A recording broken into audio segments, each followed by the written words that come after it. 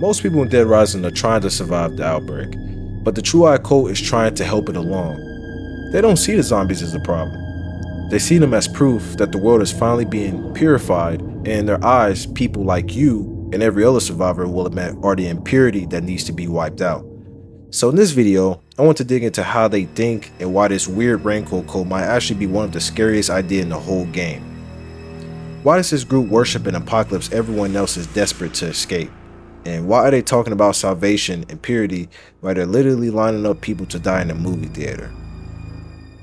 Let's break down the code of the True Eye and how they completely twist what a zombie outbreak even means in Dead Rising.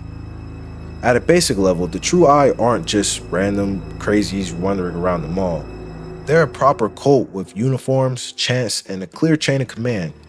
You've got these yellow-green raincoats, the matching boots, the green mask, and on top of that is Sean Keenan, who acts like an end times preacher more than a typical psychopath. By the time Frank runs into them, they've already taken over spaces like Kobe's Movie Land and parts of Leisure Park, and while other survivors are hiding in storage rooms, bathrooms, and barricaded shops, these guys are just strolling around like the mall belongs to them. They're not trying to escape the nightmare or wait it out until the helicopter shows up. They're acting like this whole disaster is finally their moment. The thing that really defines them is their obsession with purity. Sean literally tells you their worldview in one sentence when he says that the only path to salvation of the soul is the purging of the tainted blood. If you slow that line down and actually think about it, it's pretty messed up. In his mind, salvation doesn't come from being a good person or helping others or surviving. It comes from spilling blood. If your blood is tainted, the only way to save you is to kill you. And on top of that, the cult keeps shouting, "We reign supreme!" which shows you how they see themselves. They don't think they're just survivors coping like everyone else. They think they're chosen, that they're the ones who really understand what's happening while the rest of the mall is clinging to a corrupted old world that deserves to die. In their heads, humans are impure. Killing is purification, and the zombies in the outbreak are proof that the cleansing has already started. You can see that worldview in how they treat survivors compared to zombies. Regular people in Dead Rising are terrified of the undead. They run from them, they hide from them, and they cling to other humans because that's their only shot at staying alive. The cult flips that logic on its head. They actively hunt survivors instead of helping them. They grab people, tie them up, blindfold them, and get them ready for sacrifice, like that scene with the captives in the movie theater where everyone is kneeling on the stage while the cult chants around them. When they talk about these people, they don't use words like victim or civilian.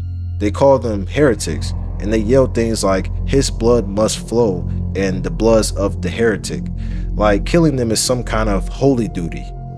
Zombies, on the other hand, are almost treated like partners. A lot of the time, the undead barely react to the cultists as they wander by.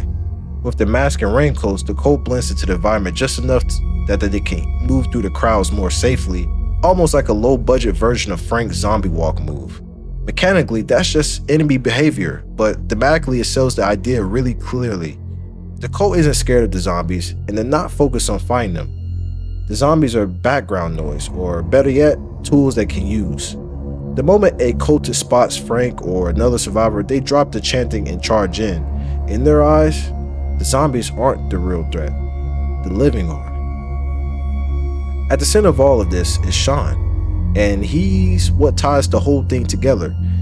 You meet him in the theater, standing in front of a group of bound survivors with a ceremonial sword in his hand, delivering this apocalyptic speech about death overflowing the world and washing everything clean. What makes him unsettling is how calm he is. He doesn't sound panicked or cracked like some of the other psychos in the game, but he talks like a guy giving a sermon he's practiced for years. He never really shows doubt. He looks completely comfortable in this role as a prophet of the end. Even his design plays into the True Eye idea, with the cult's name, their symbols, and the fact that he dies by being stabbed through the eye. It's like the game is saying that this man believed he saw the world more clearly than anyone else, and the same vision is exactly what destroys him. You can argue about whether Sean is just using religion as a tool to control scared people, or if he honestly believes his own rhetoric, but the way the game presents him, he feels like a true believer. There's no hesitation when he talks about sacrifice, no cracks in his confidence when Frank shows up and challenges him. He really thinks he's saving souls while he butchers people on the stage. That's a different kind of horror than a standard boss fight. He's not a guy who snapped into the moment. He's someone who feels like the world finally caught up to the way he always thought it should be. Something that's easy to forget is that the cult didn't cause the outbreak.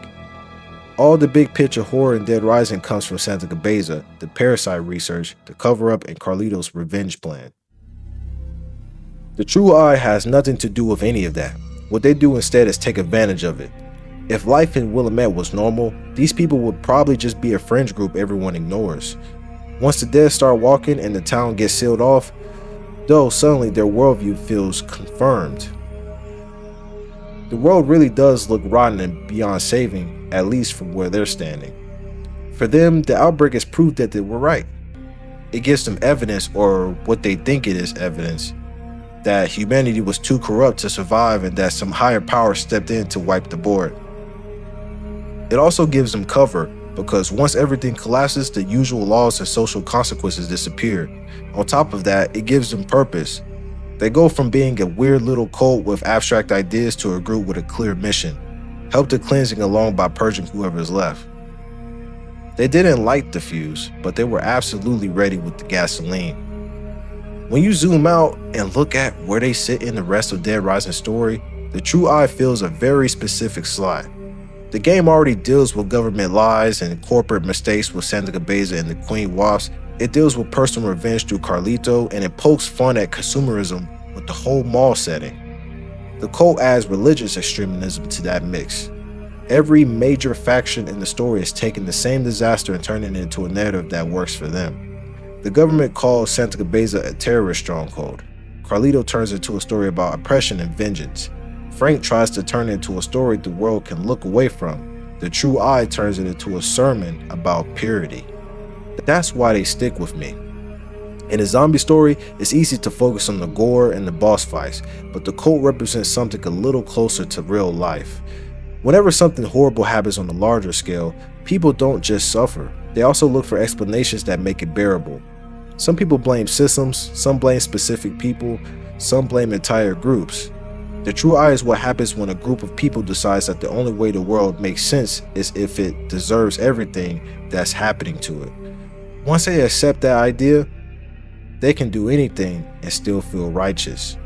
So yeah, on the surface, the True Eye are the weird raincoat guys who make the mall more annoying to cross. Underneath that, they're one of the darkest ideas in Dead Rising. They worship the outbreak, flip the roles so zombies feel pure and humans feel dirty, and use words like purity and salvation to dress up what is basically ritual murder. They didn't start that nightmare in Willamette, but they show how fast a nightmare can attract people who see it as an opportunity instead of a tragedy. That's how I see the cult of the True Eye. I'm curious on how you see them. Do you treat them as a goofy side faction you just mow down on the way to other cases, or do you feel a lot more disturbing once you really listen to what they're saying and look at what they're doing?